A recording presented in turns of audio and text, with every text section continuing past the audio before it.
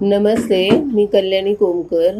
आंदेकरांना म्हणजे परवानगी दिली पोलिसांनी, जजनी, की बाहेर येऊन नाही का अर्ज भरायचा.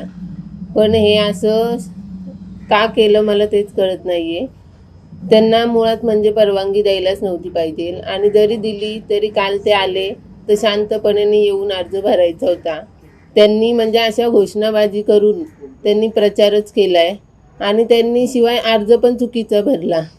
त्यांनी असं का मुद्दामन केलं की ते म्हणजे इकडेच राहून प्रचार करणार, अजून म्हणजे परत येणार फॉर्म भरायला, परत घोषणाबाजी करणार.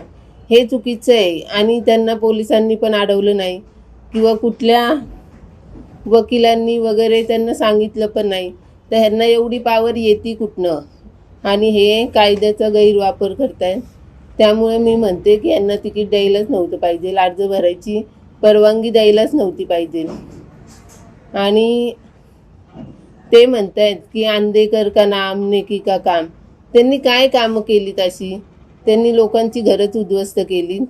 त्यामुळे ह्यांना म्हणजे गैरवापर करून देऊ नकातच. हे आता लोकांनी ठरवायचे की त्यांना निवडून आणायचे का नाही.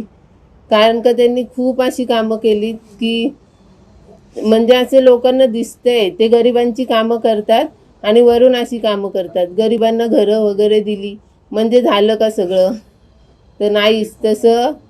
प्लीज आत्ता तरी लोकांनी डोळे उघडावे, हेच मला वाटतं.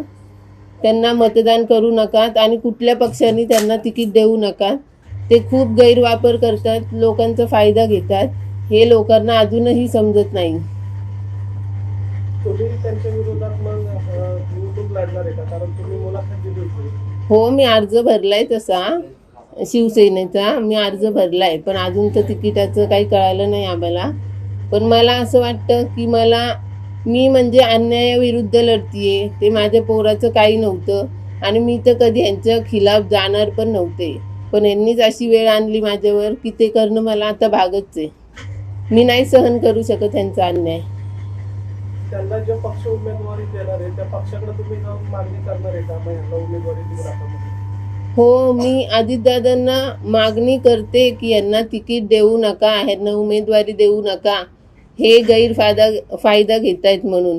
आणि अजितदादा म्हणतात की कोयता गँगनी थांबवायला पाहिजे, दहशतवादी थांबवायला पाहिजे, आणि अशा गुन्हेगारांना तिकीटं देऊन ह्यांची काय गँग थांबणार आहे? हे आत्ता तात्पुरतं चांगली कामं करणार, बाहेर येणार, आणि परत तेच चालू राहणार ना. तर हे थांबवायचं असेल तर प्लीज त्यांना तिकीट देऊ नका, हीच माझी विनंती आहे. काही कोर्टानं त्यांना परवानगी दिलेली आहे उमेदवारीचा अर्ज भरताना. म्हणजे अर्थात जर त्यांनी घोषणा दिली, तुम्हाला वाटते की त्यांनी कायद्याचं आणि नियमाचं उल्लंघन केलंय, तर तुम्हाला कोर्टात अर्ज करावा लागणार. तुम्ही कोर्टात अर्ज करताल का त्यांनी नियमाचं उल्लंघन केलंय म्हणून? हो, मी कोर्टात अर्ज करणार. आणि ह्यांनी कोर्टाचा पण गैरवापर केलाय. जज साहेबांनी एवढं ह्यांना परवानगी दिली तरी हे घोषणाबाजी करत कसे आले? आणि हे बाहेर येतात. इस्कॉटचे पैसे वगैरे ह्यांना कोणी दिले, आणि ह्यांचे एवढे सील केलेत अकाउंट. तर ह्यांच्याकडे एवढे पैसे, प्रॉपर्टी येते कुठनं? ह्याची चौकशी कोण करत नाही. असं का बरं? ह्यांना कुठल्या पक्षाचा एवढा हात आहे, कुठल्या पक्षाचा आधार आहे? त्याच्यामुळे तर एवढी पावर आहे त्यांच्या. ते यापूर्वी अजितदादांच्या पक्षात होते. तुम्ही म्हणताय त्यांच्यावर कोणाचा हात आहे, कोण त्यांना हे करताय? तुम्हाला वाटतंय का अजित पवार या सगळ्यात मदत करतायत त्यांना? हो, मी म्हणू शकते असं. कारण का त्यांची एवढी पावर वाढली, कुठल्या तरी मोठ्याच लोकांचा हात असणार ना त्यांच्या. कोण मदत करते तुम्हाला काय वाटतंय? तसं मी नाही सांगू शकत. आता खूप लोक आहेत, खूप. आता ते सुभाष जगताप पण काय म्हटले की यांनी असं केलेलं नाहीये, ह्यांना लेडीजचा काही समावेश नाहीये. काहीतरी पोलिसांना भेटला असेल म्हणून तर त्यांना तुरुंगवास भोगावं लागतं. आंदेकरांना विरोध आहे की इतर त्या दोन महिला आहेत त्यांना पण विरोध आहे? माझं सगळ्यांनाच विरोध आहे. मूळ म्हणजे बंडू आंदेकरांना. ते माझे सख्खे वडील असून, माझ्या मुलाचे आजोबा असून त्यांनी असं पाऊल उचललं. त्यामुळे मला आता त्यांच्याविषयी काही वाटत नाही. आणि त्यांनी जेव्हा माझ्या मुलाला मारलं तेव्हाच माझी सगळी नाती संपली, आणि मला तर आता त्यांच्याविषयी काहीच वाटत नाही. जर अजित पवारांच्या पक्षाने तिकीट दिलं आणि ते उमेदवार म्हणून उभे राहिले तर तुमची भूमिका काय असणार?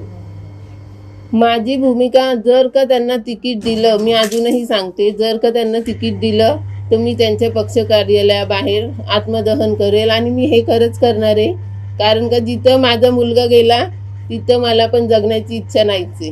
कारण का आम्ही काही केलेलं नसताना तुम्ही आमच्या मुलाला हे केलं, त्याचं आयुष्य उद्ध्वस्त केलं, आमचं घर सुनं केलं. त्यामुळे मी आता शांत बसणार नाही आणि मी हे काय केलं तर नाव येणार सरळ तुमच्यावर, जो पक्ष त्यांना तिकीट देईल त्याच्यावर.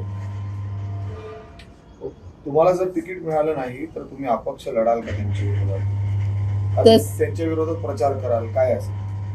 तसं मी अजून काहीच ठरवलं नाहीये, कारण का अपक्ष लढणं म्हणजे ही सोपी गोष्ट नाहीये. तेवढी आमच्याकडे पावर नाहीये आणि आमची पण लोक नाहीयेत. त्याच्यामुळे ते तर मी नाही अजून निर्णय घेतलाय. मला फक्त एवढंच हवंय की आम्हाला तिकीट द्यावं, एक संधी द्यावी आणि मी हे अन्यायाविरुद्ध लढण्याचा प्रयत्न करते. म्हणून लोकांनी माझी तळमळ समजून घ्यावी आणि एका आईच्या पाठीशी उभं राहावं हेच मला वाटतं. गेल्या अनेक दिवसांपासून अजित पवार पुण्यात होते, मग तुम्ही इतर पक्षांच्या मुलाखती दिल्या, आंदेकरांना उमेदवारी देऊ नये म्हणून अजित पवारांची भेट का घेतली नाही?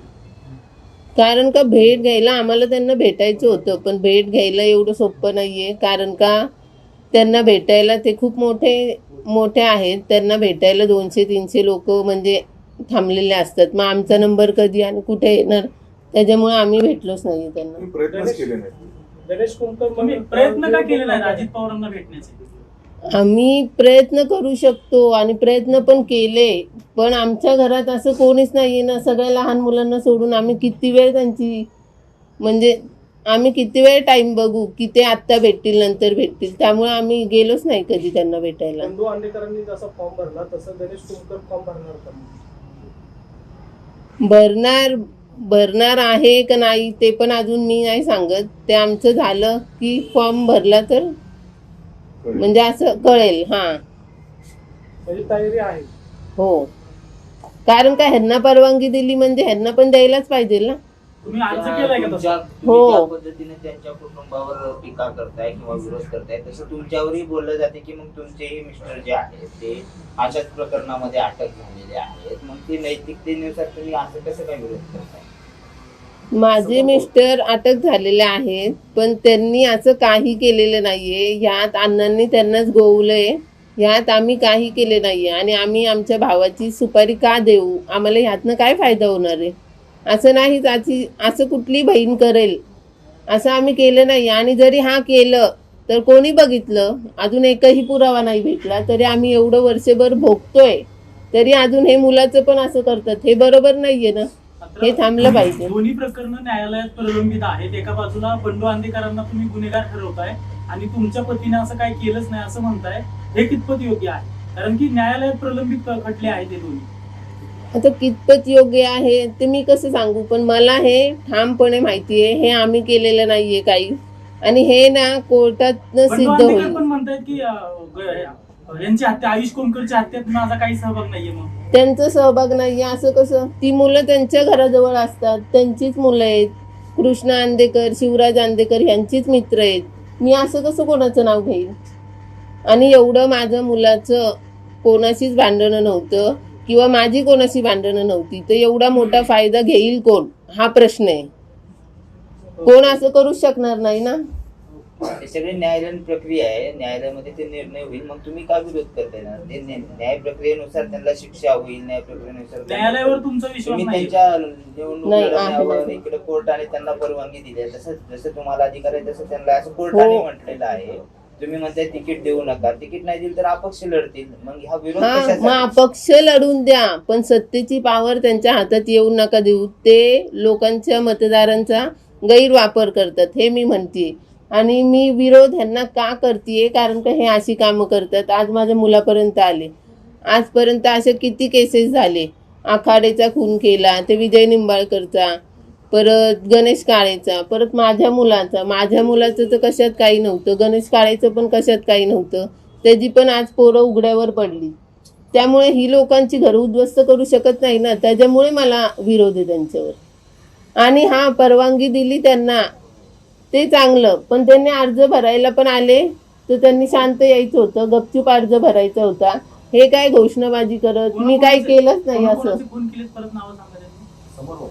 विजय निंबाळकर, निखिल आखाडे, गणेश काळे आणि आयुष कोमकर. म्हणजे एवढे खून करून सुद्धा ते असे ओरडत येतात की मी काही केलंच नाहीये, मी खूप धुतल्या तांदळाचं आहे. तर तसं नाहीये, मी त्यांच्या घरातलीच आहे, मला सगळं माहिती आहे, म्हणून मी आज सांगते. आणि मी हे कधी बोलणार पण नव्हते, पण आज माझ्या मुलावर वेळ आली, सगळं आयुष्य संपवलं त्याचं, म्हणून मला हे बोलणं भाग पडते. पण काल घोषणाबाजी केली, तुम्ही पोलिसांकडे तक्रार करणार, पोलिसांनी त्यांच्यावर कारवाई करायला पाहिजे ना, ज्यांच्या ताब्यात ते आहेत. त्यांनी कोर्टाचे नियम मोडले, त्यांनी घोषणाबाजी केली, ते अर्धवट अर्ज सोडून गेले, आता परत त्यांनी अर्ज भरायला येणार आहे. तुम्ही पोलिसांकडे तक्रार करणार आहेत काही सगळं कोर्टाचे नियम? हो, मी करणार. त्यांनी हे मुद्दामन केलंय, ते आत्ताच नाही थांबवते, त्यांना माहिती आहे अर्ज कसा भरायचा काय, म्हणजे त्यांना परत असं ओरडत यायचंय का? ते हे सगळं मुद्दामन करतात, म्हणजे त्यांना बाहेरच थांबायचंय प्रचारासाठी.